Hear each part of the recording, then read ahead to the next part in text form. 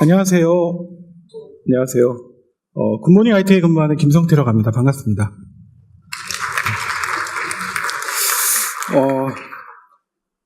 노래 입장할 때 나왔죠. 보헤미안 랩소디의 노래가 오늘 계속 그 세션 시작할 때마다 나오고 있는데, 저는 사실 미리 좀 말씀을 드릴 수 있었다면 다른 노래를 신청했을 것 같아요. 제가 한 5년 전에서도 이런 세미나 강의를 할 때 저의 그 주제 노래는 그 YB 밴드의 흰수염 고래라는 노래를 신청을 했었어요. 그래서 노래의 그 가사를 보면은 가는 길이 힘들고 지칠 때 옆에 있는 사람들을 쳐다보면은 도와줄 수 있다, 같이 가자라는 얘기였었거든요. 공교롭게도 오늘 제가 말씀드릴 주제가 인공지능이라는 주제입니다. 이 세상에 있는 지능을 가지고 있는 동물 중에 사람을 제외하고 가장 지능이 높은 동물이 제가 알기로는 고래라고 알고 있어요. 잘 연결될 수 있었으면 좋았을 텐데 제가 말씀드릴 수 있는 걸로 다름하도록 하겠습니다. 오늘 말씀드릴 얘기는 GIT 솔루션스 데이 중에서 AI 환경 구축을 위한 인프라 어떻게 하면 좋을지에 대한 얘기를 해드릴 건데요. 네. 30분 정도에 걸쳐서 말씀을 드릴 겁니다. 오늘 아침부터 저희 키노트 세션 들으신 분들 많이 계시나요?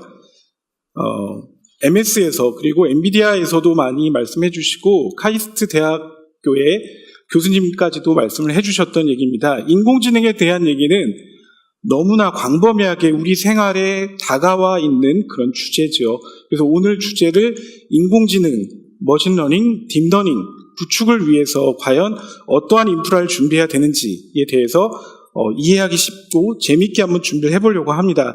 인공지능이라고 하는 것은 말씀드린 것처럼 인간이 지능을 가지고 있는 어떠한 행위를 하기 위해서 가장 발달되어 있는 그런 동물이라고 생각을 하기 때문에 내가 만약 잘못하는 판단이 있다면 이 지능을 기계의 힘을 빌어서 좀 더 나아질 수 있는 방향을 요구하는 그런 바람에 의해서 시작됐다고 볼 수 있습니다.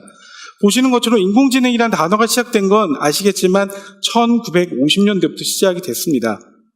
그렇지만 본격적으로 우리가 인공지능이다라고 말할 수 있는 것은 1980년대 정도에 시작됐죠. 그림에 보시는 것처럼 인공지능이라고 하는 것은 아주 범위가 넓습니다. 저희가 일반적으로 알 수 있는 이 회사 보스턴 다이나믹스, 로봇을 만드는데 이 로봇은 아시는 것처럼 뛰어다닐 수도 있고 들판을, 강아지 로봇도 만들었는데 강아지를 발로 세게 밀어도 엎어지지 않는, 그리고 뒤로 덤블링도 넘을 수 있을 정도로 아주 고도화된 지능을 가지고 있는 로봇이죠. 이런 인공지능의 큰 개념 중에서 우리가 알고 있는 개념들은 사실은 이러한 머신러닝 정도에서부터 시작이 됐다고 봅니다. 1980년도 데이터가 많아지기 시작했던 그 시기에 비로소 머신러닝이라는 것을 하게 되죠. 우리가 잘 알고 있는 이 이세돌 구단과 알파고의 대전, 이 시대부터 우리는 머신러닝이 우리 생활에 가깝게 왔구나라는 걸 느꼈을 거예요. 보시는 것처럼 글씨가 좀 잘 안 보이네요. 이세돌 구단은 경력이 33년, 그리고 알파고는 3년 정도 됐고, 기보를 얼마 정도 익혔느냐라고 했을 때 시간을 따져보면 약 3만 시간 정도를 이세돌 구단이 연습을 했고, GPU를 탑재를 해서 트레이닝을 했던 시간도 마찬가지로 3만 시간 정도 됐다고 합니다. 이세돌 구단이 사용할 수 있는 머리, 두뇌는 단 하나였었고, 알파고가 쓸 수 있는 것은 GPU 100장, 즉 100개의 두뇌를 사용할 수가 있었죠. 그래서 결과적으로는 인간이 한 번 승리할 수 있었던 그런 결과가 나왔습니다. 이게 바로 머신러닝, 프로그램화되어 있지 않지만 그 기보들을 따라서 새로운 지식을 만들어내는 것, 그것이 바로 머신러닝이라는 것이고요.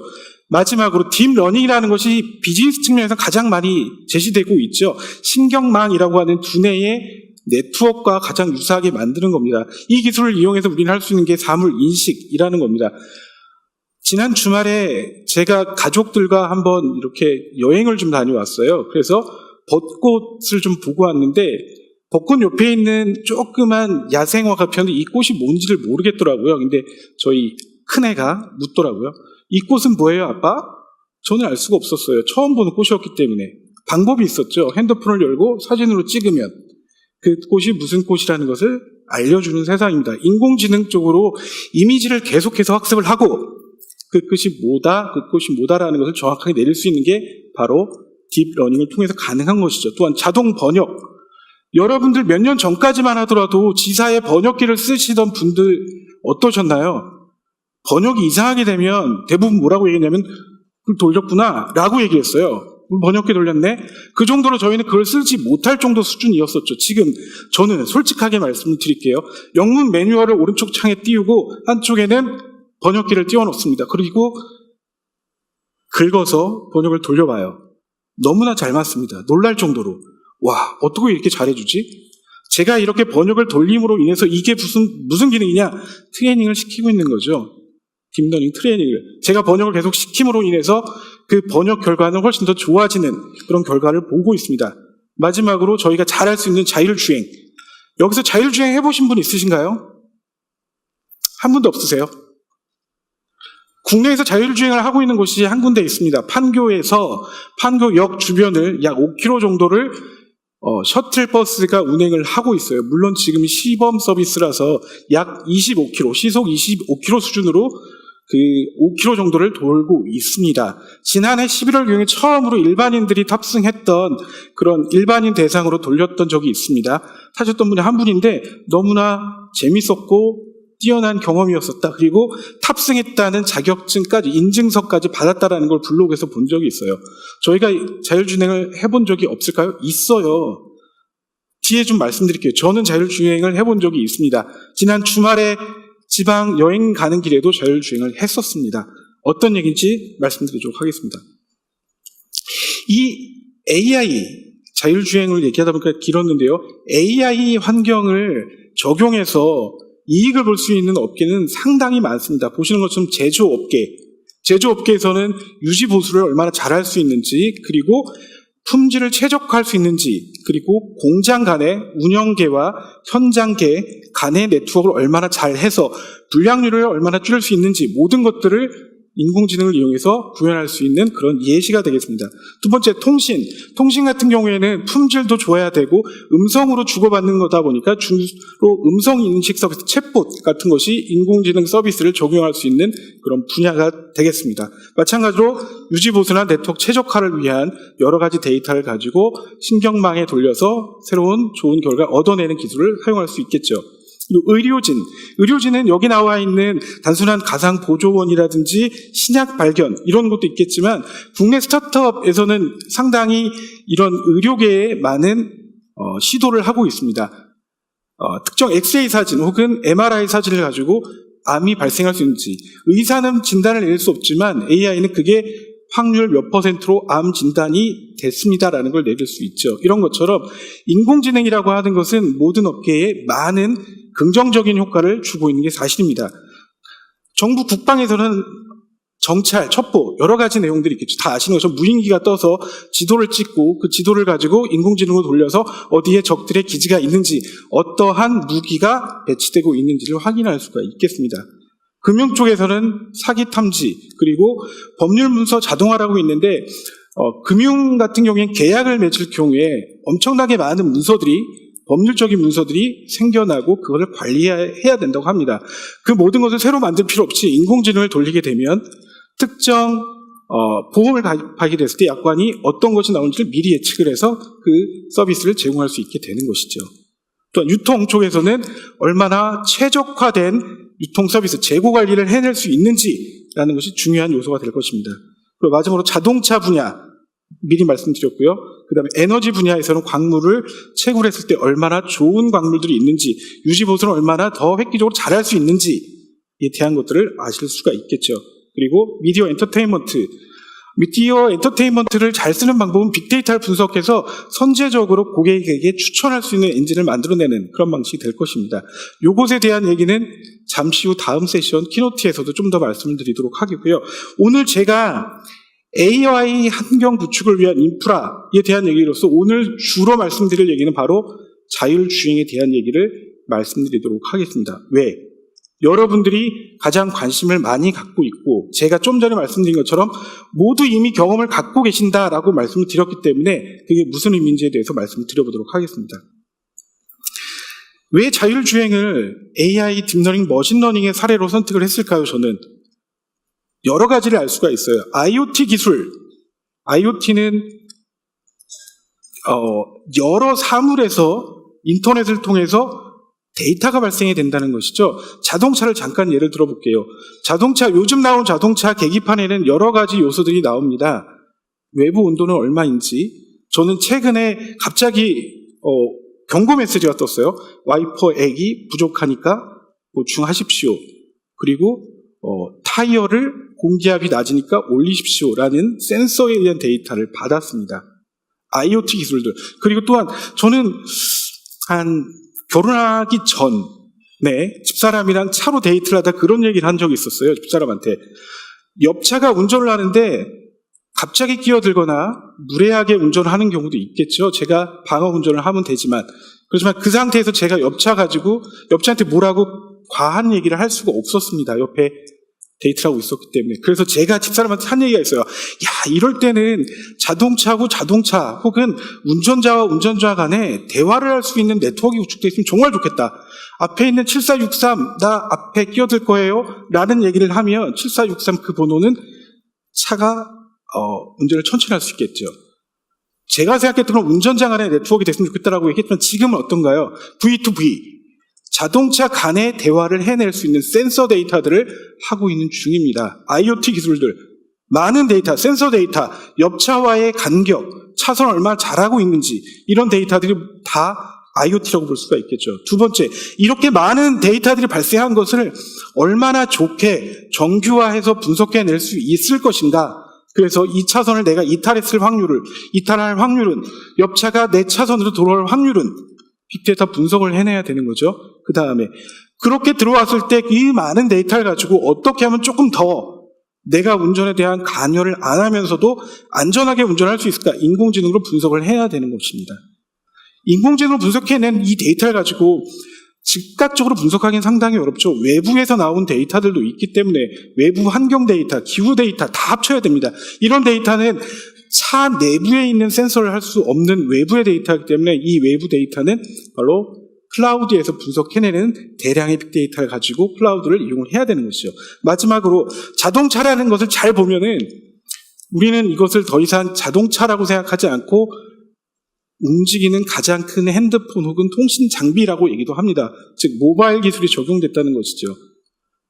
우리가 얘기하고 있는 이 4차 산업이라고 얘기했던 디지털 트랜스포메이션이라고 얘기하는 기술들, IoT, 빅데이터, AI, 클라우드, 모바일, 이 모든 것들을 합쳐야만 될 수 있는 기술, 저는 그것을 바로 자율주행이라고 생각했기 때문에 여러분들께 4차 산업혁명, 디지털 트랜스포메이션의 가장 이해가 되기 쉽고 우리 일상생활에 알 수 있는 것이 바로 자율주행 자동차라고 생각을 했습니다. 그래서 그 얘기를 좀 드리고자 합니다.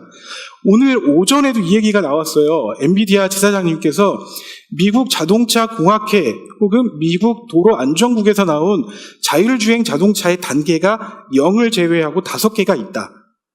도로안전국은 4개로 구분을 하고 그 4번째 단계를 또다시 2개로 구분을 하면 미국 자동차 기술학회에서 만든 제로를 제외한 나머지 5가지의 자율주행 레벨이 있습니다. 너무 어렵죠? 글씨도 좀 작고 보이지도 않고. 그래서 좀 더 편한 걸로 좀 보여드리고자 했는데 글씨가 좀 작습니다. 이거는 저희 자율주행을 위해서 전환을 하기 위한 데이터 어떻게 하면 좋을까라는 것을 연구하는 국내 연구원에 있던 블로그 사이트에서 제가 가져온 데이터입니다. 제로라는 것은 아무것도 하지 않고 운전자가 모든 걸 다 주행하는 것을 제로라고 얘기를 합니다. 그럼 레벨 1이라고 하는 것은 무엇이냐면 크루즈 컨트롤을 사용하는 것이 레벨 1입니다. 파크 어시스트를 쓰는 것도 물론 제로의 1에 해당되는 것이고요. 앞차와의 거리를 유지하면서 차선 이탈까지 동시에 하는 것은 레벨 2 정도의 자율주행이 될 것입니다.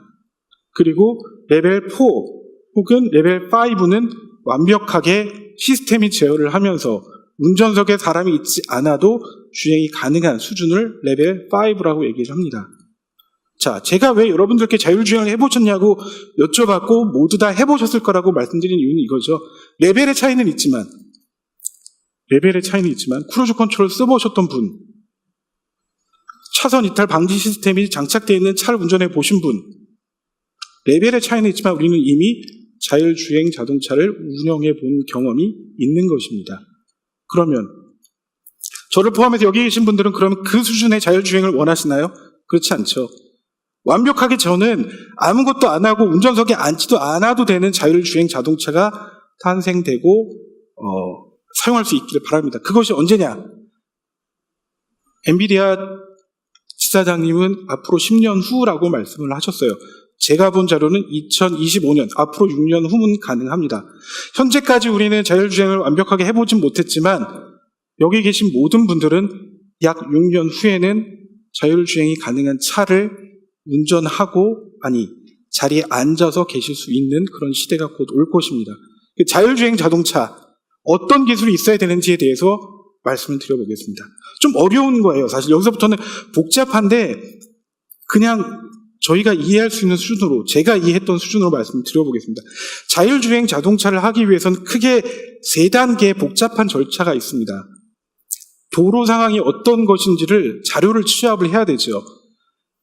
이 자동차들 옛날에 지도에서 보면은 다 찍어서 저희가 내비게이션 혹은 지맵 이런 것을 봤지요.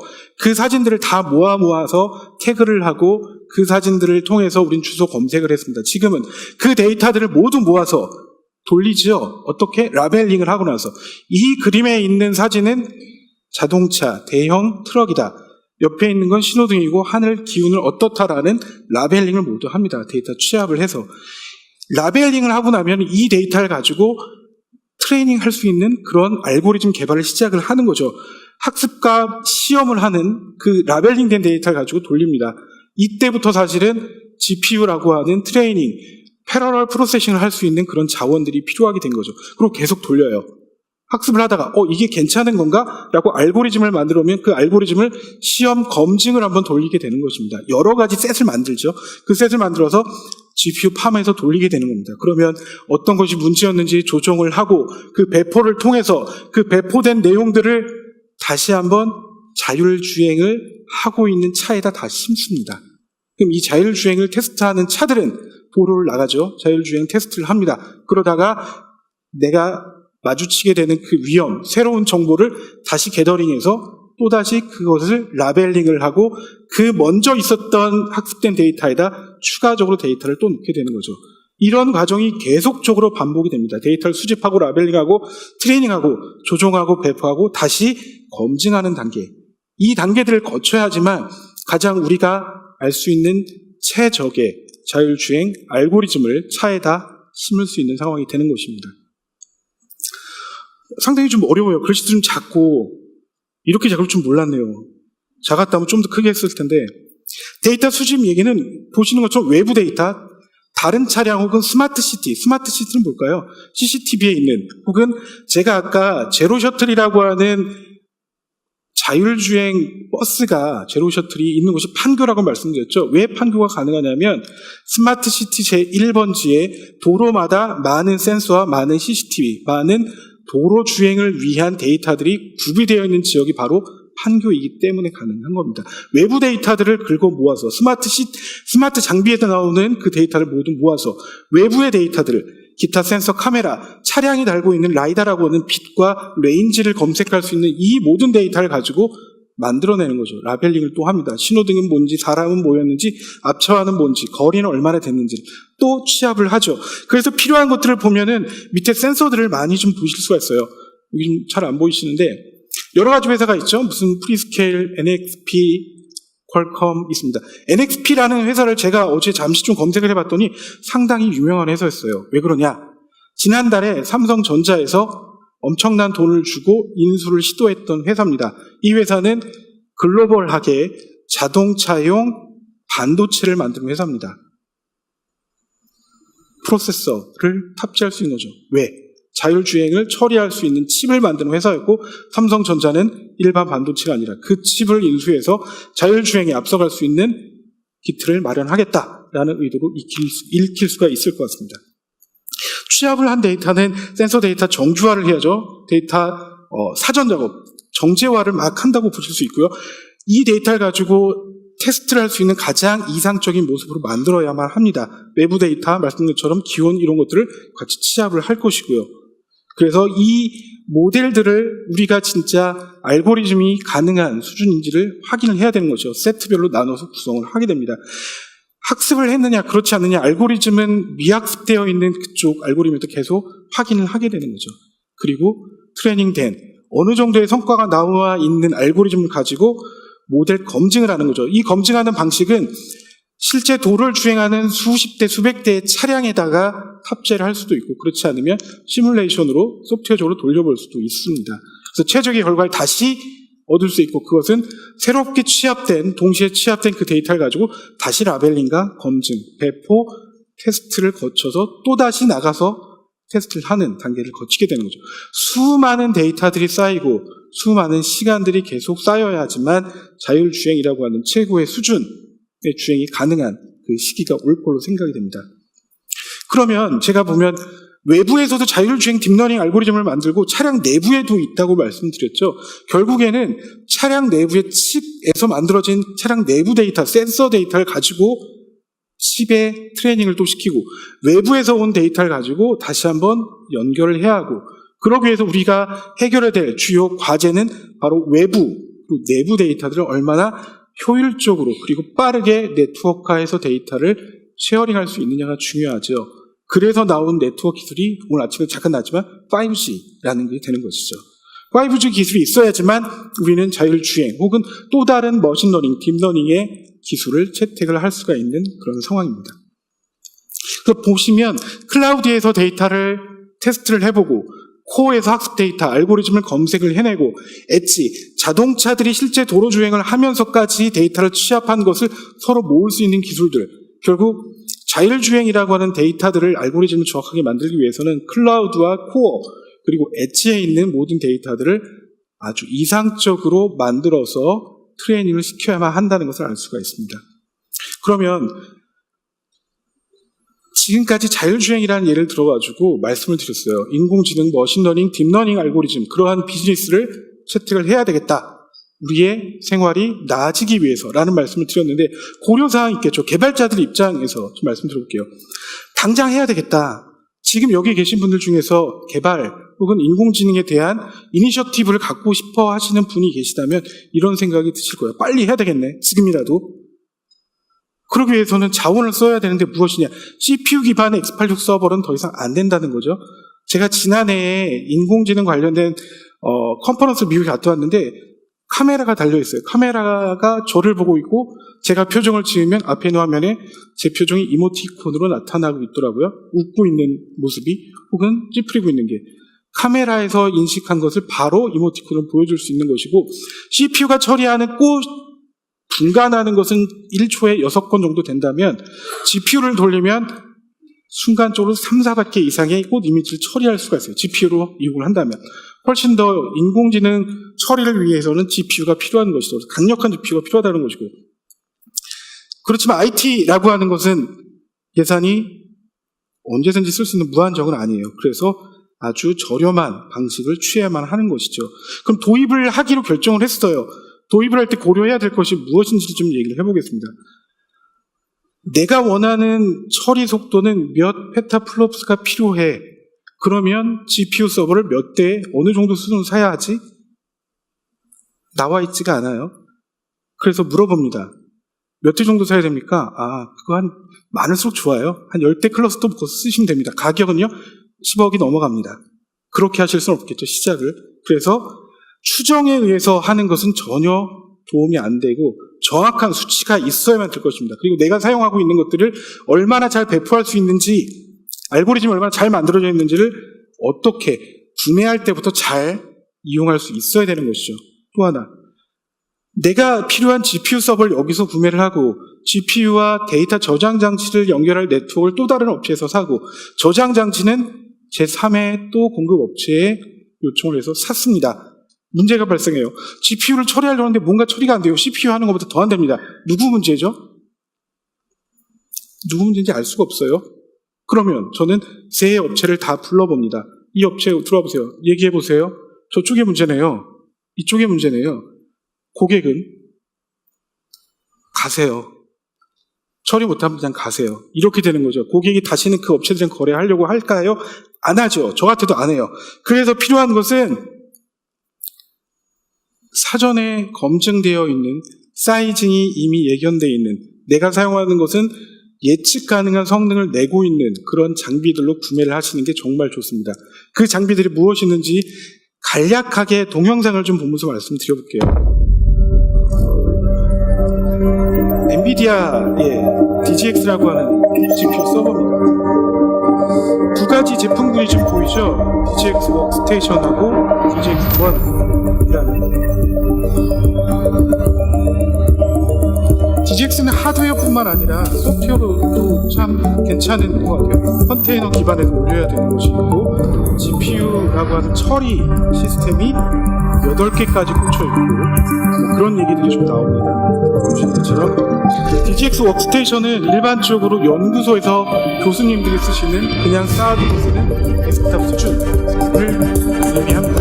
메모리나 CPU 처리 속도가 DGX1이라고 하는 서버에 약간 떨어지는 수준이죠. GPU 카드도 4개까지 꽂히는 모델입니다. 카드에 종류 테슬라 카드를 꽂아서 처리하게 된다는 거고, DGX1 같은 경우에는 엔터프라이즈급 GPU 서버예요. 이 서버들은 GPU 카드가 CPU처럼 8개가 탑재가 됩니다. 메모리도 최대 512GB가 탑재가 되고요. 그래서 훨씬 더 뛰어난 성능을 낼 수 있는 서버, 슈퍼컴퓨터라고 말씀드릴 수 있겠습니다. 2021년도까지 기업 애플리케이션 75%는 AI를 사용할 것이다. 그래서 패러럴 프로세싱이 필요한데 그 모델을 우리는 공급하고 있다 라고 시스코에서 새롭게 낸 모델이에요. UCS AI 플랫폼이라고 8개의 현재 나와 있는 가장 향상되어 있는 GPU 모델을 탑재하고 있다고 합니다. V132기가짜리가 8개가 꽂혀져 있어요. CPU 2개 듀얼로 꽂혀 있고요. 그 다음에 3테라까지 메모리 확장이 가능합니다. 182테라까지의 드라이브를 24개를 꽂을 수 있고, 그 중에 6개는 NVMe라고 하는 플래시 기반 기술, 최고 속도를 낼 수 있는 디스크가 탑재가 되고 있습니다. GPU 서버인 DGX1과 가장 궁합이 잘 맞는다라는 의도로 업계 최초로 발표된 CI 형태의 AI를 위한 플랫폼입니다. 1.5메가 IOPS, 그 다음에 CPU 서버 1600대, 그리고 디스크 랩 공간으로 10개에 해당되는 공간들을 대체할 수 있는 제품 DGX1과 퓨어 스토리지의 제품을 하나의 CI 형태로 묶은 제품이죠. 마지막으로 네뎁에서 나온 제품입니다. 이 네뎁 제품도 퓨어 스토리지와 유사하게 패러럴 프로세싱을 위한 대용량 NVMe 기반의 스토리지 시스템이라고 말씀드릴 수 있겠습니다. 이 마지막에 나온 이 솔루션을 보시면 상당히 정리되어 있는 얘기라고 볼 수 있어요. 통합되어 있고 단순화되어 있고 가속화할 수 있기 때문에 성능 강화할 수 있다. 그래서 필요한 헬스케어나 제조 부분에 AI를 어떻게 적용하면 될지에 대한 설명을 해주고 있습니다. 그러면 제가 말씀드린 것처럼 이렇게 굿모닝 하이텍이 제공할 수 있는 파트너십이 여러 개의 솔루션들이 있어요. 그래서 보시면 GPU 기반으로 봤을 때는 보신 것처럼 엔비디아 그리고 시스코가 있겠고요. 저장 장치 기반으로 봤을 때는 퓨어와 네뎁이라는 스토리지가 있습니다.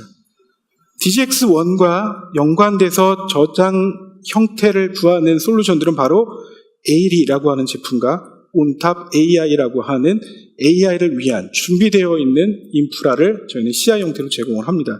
시스코의 C480ML M5라고 하는 시스코 UCS 서버랑 접속이 가능한 형태로 구성되는 환경은 저희는 플렉스파드 데이터 센터 4 AI 혹은 플래시 스택 AI 퓨어 스토리지로 구성될 경우에 이렇게 광범위한 AI를 위한 인프라를 여러분께 제공하고 있습니다. 현재까지 나와 있는 CI 제품군 검증되어 있고 확장성이 보장된, 그리고 이 모든 제품군들은 과연 누가 공급을 하느냐?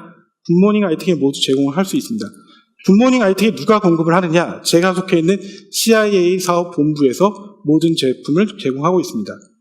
CIA 사업본부에서도 CI 1팀, CI 2팀이 있습니다.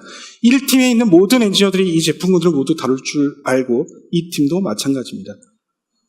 아까 먼저 보셨죠? 어떤 제품을 해야지 서로 간에 문제가 저쪽이에요 라고 얘기하는 게 걱정이 되신다면 굿모닝 IT를 선택해 주십시오. 회사가 아니라, 본부가 아니라 바로 한 팀에서 AI 환경을 위한 인프라를 제공할 수가 있습니다. 마지막으로 이 제품군들이 모였을 때 얻을 수 있는 이점 무엇이냐? 솔루션의 특징, 확장성 가능하다, 상면 줄일 수 있다. 네트워크는 백지 네트워크라고 현재 나와 있는 가장 빠른 네트워크를 쓸 수 있다. 그리고 스토리지는 최신의 NVMe 기술을 가지고 구축할 수 있다라는 얘기를 드립니다. 보시는 것처럼 AI 환경을 구축했던 제니티라고 하는 자율주행, 이 회사는 좀 더 빠른 2021년도까지 완전 자율주행을 하려고 하는 구축 사례가 되겠습니다. 발표를 마치면서 얘기를 드려볼게요. 저희 솔루션스데이의 타이틀 보이시죠? 디지털 트랜스포메이션을 통한 비즈니스 혁신 및 4차 산업 대응을 위한 솔루션스데이입니다. 4차 산업혁명, 아까 김성희 교수님은 디지털 트랜스포메이션이라고 얘기를 하자라고 말씀하셨는데 필요한 기술들 5개, IoT, 빅데이터, AI, 클라우드, 모바일이 합쳐져 있는 가장 최신의 기술, 자율주행 자동차를 말씀드렸습니다. 자율주행 자동차를 위한 AI 기반 기술은 굿모닝 아이텍이 모든 장비들을 여러분을 위해서 제공할 수 있는 레디 상태에 있다고 말씀드릴 수 있겠습니다. 경청해 주셔서 감사합니다.